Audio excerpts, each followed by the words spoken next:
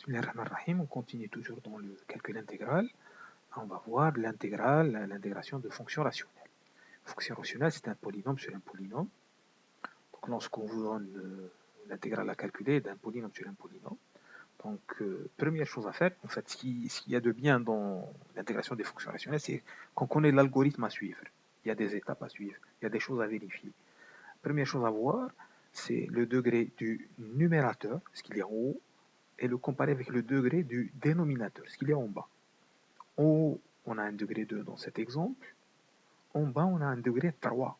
Regardez bien, là vous avez un x et là vous avez un x carré, donc degré 3. Le polynôme en haut est de degré 2, le polynôme en bas est de degré 3. Donc, il n'y a rien à faire. Si on trouve un polynôme dont le numérateur qui a un degré supérieur ou égal au dénominateur, il faut faire une division euclidienne. Là, il n'y a pas de division euclidienne à faire. En haut, c'est 2, en bas, c'est 3. Il n'y a pas de division euclidienne. Donc, une étape en moins. Deuxième chose à aller voir, c'est décomposer le dénominateur. Le décomposer au maximum. Sauf que là, c'est déjà décomposé. Donc, on n'a rien à faire. Donc, ce qu'on va faire, c'est décomposer ce qui s'appelle cette fonction rationnelle, la décomposer en ce qui s'appelle en éléments simples. Donc là, ça s'écrit sous la forme C1 sur x moins 1 plus C2 sur x plus 3 plus C3 sur x plus 3 au carré. On aurait eu un x plus 3 à la puissance 4.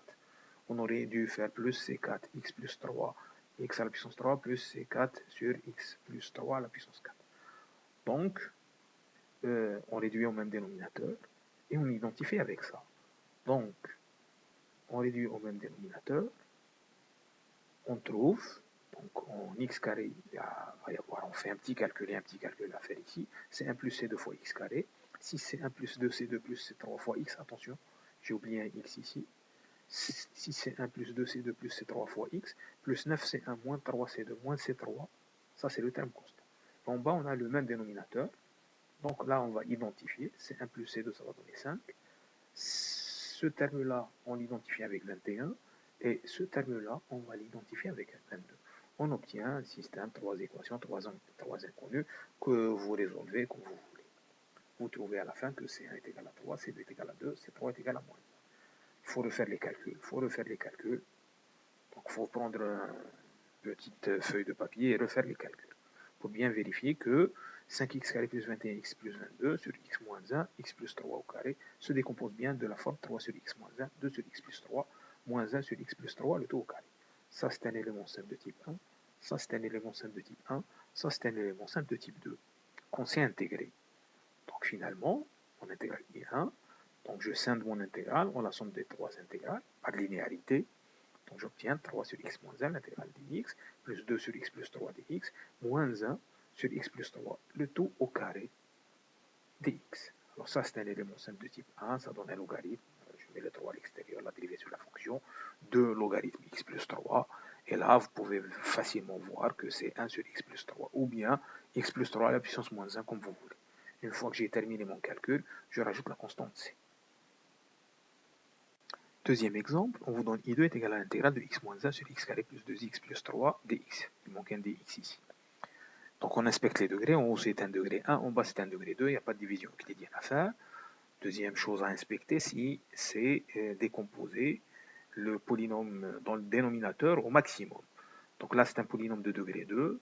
Pour les décomposer, on va calculer le discriminant, le delta, b au carré moins 4ac, vous trouvez que c'est un delta négatif. Donc ça ne se décompose pas.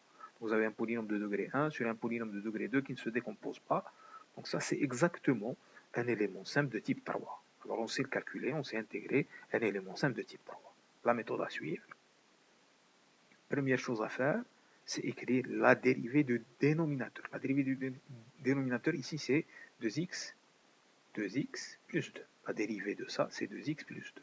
Donc j'écris 2x plus 2. Mais il faut rétablir. Moi, j'ai un x moins 1. Donc à la fin, il faut retrouver le x moins 1. 2x plus 2, il faut se ramener à x moins 1. Donc pour ramener 2x à x, je multiplie par 1 demi. Donc 1 demi fois 2x, ça me fait x. J'ai récupéré mon x.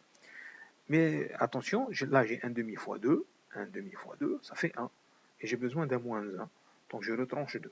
Donc 1 demi fois 2, ça fait 1. Moins 2, ça fait moins 1. Attention, je répète, vous calculez la dérivée, vous l'écrivez telle quelle, 2x plus 2, la dérivée, et vous rétablissez pour revenir à ce qu'on vous a donné.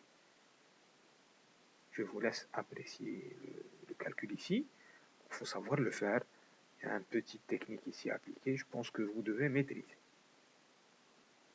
Alors, je sépare cette intégrale-là, la partie où il y a la dérivée sur la fonction, moins, donc là c'est un plus, donc plus moins 2, terme constant, 1 sur x carré plus 2x plus 3.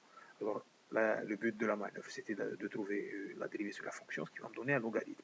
Donc ça, c'est un demi-logarithme, la dérivée sur la fonction 2x plus 2 sur x carré plus 2x plus 3, donc logarithme, moins 2, et je nomme cette intégrale-là j. Alors on sait, je ne vais pas faire de suspense, j va donner une arc tangente. Il faut juste un petit peu bien écrire les choses.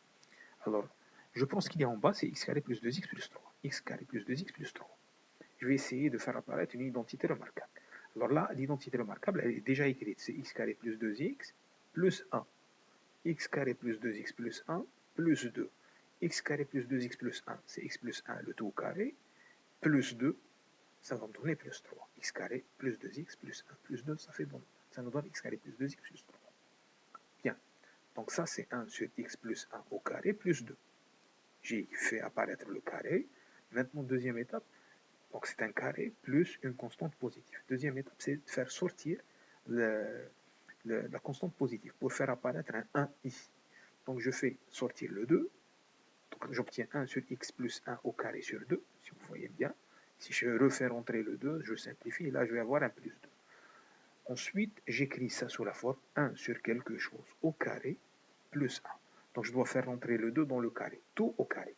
Donc pour faire rentrer le 2 dans le carré, je l'écris comme étant racine de 2. Donc x plus 1 sur racine de 2, le tout au carré. Racine de 2 au carré, ça donne 2. Donc là, j'ai écrit cette affaire sous la forme de 1 sur quelque chose au carré plus 1. Donc je pose un changement de variable. T est égal à x plus 1 sur racine 2. Donc dt, c'est 1 sur racine 2, 1 sur racine 2 dx. Soit que dx est racine 2 dt. Donc dx, c'est racine 2 dt. Donc j'obtiens racine 2 dt, c'est dx. Racine 2 dt, c'est dx. Voilà. Là, j'ai à avoir. Là, j'ai le 2 qui est en bas. Et là, je vais avoir t au carré plus 1. Et ça me donne une arc tangente. Donc racine de 2 sur 2, arc tangente t. Donc racine de 2 sur 2, arc tangente t, qui n'est rien d'autre que x plus 1 sur racine 2. Donc x plus 1 sur racine 2. Je reviens à mon intégrale. Il ne faut pas oublier ce moins 2. Donc j'obtiens que i2 est égal à 1 demi log x carré plus 2x plus 3. 1 demi log x carré plus 2x plus 3, moins. Alors regardez bien, là vous avez moins 2. Moins 2 avec ce 2 se simplifie. Il me reste moins racine de 2, arc tangente x plus 1 sur racine 2, plus la constante d'intégration.